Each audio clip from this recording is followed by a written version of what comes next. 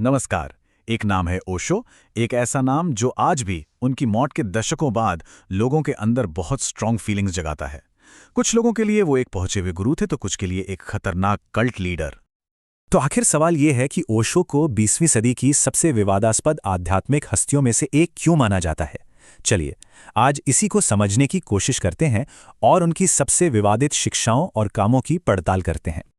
शुरुआत करते हैं उनकी सबसे बड़ी पहचान से और शायद सबसे कुख्यात पहचान से भी, सेक्स गुरु। आइए समझते हैं कि आखिर सेक्स पर उनकी बातों ने उन्हें दुनिया भर में इतना मशहूर और बदनाम क्यों कर दिया। बस एक लाइन, और उस एक लाइन ने दुनिया भर में तहलका मचा दिया था।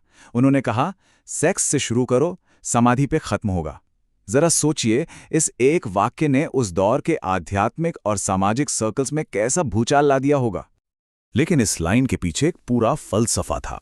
ओशो का मानना था कि समाज में जितनी भी कुंठा है, हिंसा है, पागलपन है, उसकी जड़ है सेक्स की ऊर्जा को दबाना। उनका कहना था कि पारंपरिक धर्म यही सिखाते हैं। उनके लिए सेक्स सिर्फ एक शारीरिक क्रिया नहीं थी, बल्कि आध्यात्मिक विकास का एक जरिया था। और इसी सोच ने उन्हें उस दौर के युवाओं में जबरदस्त लोकप्रिय बना दिया, जो सामाजिक बंधनों से आजादी चाहते थे। और हाँ, ये बातें सिर्फ किताबों या भाषणों तक ही सीमित नहीं थी। उनके पुणे आश्रम में इन विचारों पर अमल भी होता था। वहाँ तंत्र ग्रुप्स थे, न्यूड मेडिटेशन होता था और ग्रुप सेक्स और पार्टनर स्वैपिंग जैसी बातें भी आम थीं। इन्हीं सब वजहों से उन पर सेक्स गुरु का ठप्पा लग गया। लेकिन रुकिए, बात सिर्फ सेक्स की नहीं थी। ओशो का निशाना तो समाज की हर उस चीज पर था जिसे पवित्र माना जाता था, चाहे वो धर्म हो, परिवार हो या फिर हमारे राष्ट्रीय नायक। जैसे कि शादी। जरा सुनिए उन्होंने शादी के बारे में क्या कहा। शादी प्रेम की कब्र है, वेश्यावृत्ति का एक कानूनी रूप। ये बात उस समय के भारतीय समाज के लिए किसी शौक से कम नहीं थी। परिवार और बच्चे पैदा करने पर भी उनके विचार उतने ही रैडिकल थे। उनका कहना था, बच्चा पैदा करना सबसे बड़ा स्वार्थ और अहंकार है। और वो किसी को भी बख्शने के मूड में नहीं थे, यहां तक कि महात्मा गांधी को भी नहीं। उन्होंने गांधी को सबसे चालाक राजनीतिज्ञ कहा और ये तक कह दिया कि उन्होंने हिंदुस्तान को कायर बना दिया।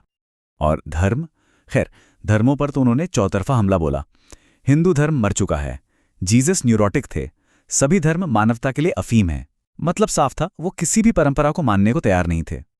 अब कहानी में एक और बड़ा मोड़ आता है, एक ऐसा विरोधाभास जो आज भी लोगों को हैरान करता है। ये कहानी है 93 रोल्स रॉयस वाले उस इंसान की जो आध्यात्म की बातें करता था। 93, जी हां 93। ये नंबर अपने आप में एक पूरी कहानी है। एक आध्यात्मिक गुरु और उसके पास इतनी सारी लग्जरी कारें, ये बात बहुत से लोगों के गले नहीं उतरती थी। तो एक आध्यात्मिक गुरु और इतनी सारी लग्जरी गाड़ियां, सवाल तो उठना ही था। पर ओशो का अपना तर्क था। वो कहते थे, मैं भिखारी नहीं हूं, मैं ऐश्वर्य का प्रतीक हूं। उनके लिए ये दौलत गरीबी को महान बताने वाले पारंपरिक आध्यात्मिक विचारों को चुनौती देने का एक तरीका था। ये उनकी जोरबा द बुद्धा वाली फिलॉसफी थी कि इंसान को भौतिक और आध्यात्मिक दोनों दुनिया का पूरा मजा लेना चाहिए। और इसी बढ़ती लोकप्रियता और बेहिसाब दौलत के दम पर उन्होंने एक बहुत बड़ा और शायद सबसे विनाशकारी कदम उठाया। अब हम पहुंचते हैं कहानी के सबसे ड्रामेटिक हिस्से पर, अमेरिका में रजनीशपुरम कम्यून का बनना और फिर तबाह हो जाना। देखिए सब कुछ कितनी तेजी से हुआ। 1981 में अमेरिका के ओरेगन में रजनीशपुरम बसाया गया। सिर्फ 3 साल बाद 1984 में उनके फॉलोअर्स ने अमेरिकी इतिहास का पहला बायो टेरर अटैक कर दिया। 1985 आते आते ओशो को इमिग्रेशन फ्रॉड के आरोप में गिरफ्तार कर देश से निकाल दिया गया और 1986 तक तो हालत ये थी कि 21 देशों ने उन्हें अपने यहाँ एंट्री देने से मना कर दिया था। और ये कोई छोटा मोटा हमला नहीं था। लोकल इलेक्शन में धांधली करने के लिए उनके लोगों ने 10 रेस्टोरेंट्स के सलाद बार में साल्मोनेला बैक्टीरिया मिला दिया, जिससे 751 लोग बीमार पड़ गए। ये एक ऐसी चौंकाने वाली घटना थी जिसने पूरा खेल ही पलट दिया। अब हम कहानी के अंतिम पड़ाव पर हैं, जो उनकी मौत और उनकी उलझी हुई विरासत पर रोशनी डालता है। मरने से ठीक पहले ओशो ने एक और ऐसा दावा किया जिसने सबको चौंका दिया। उन्होंने कहा, अमेरिका ने मुझे धीमा जहर दिया है। यह थैलियम या रेडिएशन का असर है। यह एक ऐसा इल्जाम है जिस पर आज तक बहस होती है। और यहीं आकर हम ओशो की 2 तस्वीरों पर रुक जाते हैं, जो बिल्कुल एक दूसरे से अलग हैं। उनके चाहने वालों के लिए वो एक क्रांतिकारी गुरु थे, एक ज्ञानी दृष्टा और ध्यान के मास्टर। वहीं दूसरी तरफ उनके आलोचकों की नज़र में वो एक खतरनाक कल्ट लीडर, एक धोखेबाज और बस एक सेक्स गुरु थे। और ये विरोधाभास सिर्फ लोगों की राय में नहीं था, उनके खुद के बयानों में भी साफ दिखता था, खासकर महिलाओं को लेकर।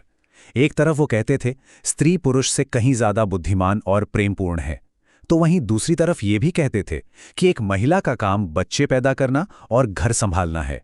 सोचिए, ये दोनों बातें एक ही इंसान ने कही थी। तो हम इसी एक बड़े सवाल पर आकर रुक जाते हैं। क्या ओशो आध्यात्मिक ज्ञान के वो गुरु थे जिन्होंने एक सड़े हुए समाज को चुनौती दी, या फिर वो एक चालाक नेता थे जिन्होंने अपने ही मानने वालों का फायदा उठाया? इसका जवाब शायद हमेशा बहस और नजरिए का सवाल बना रहेगा।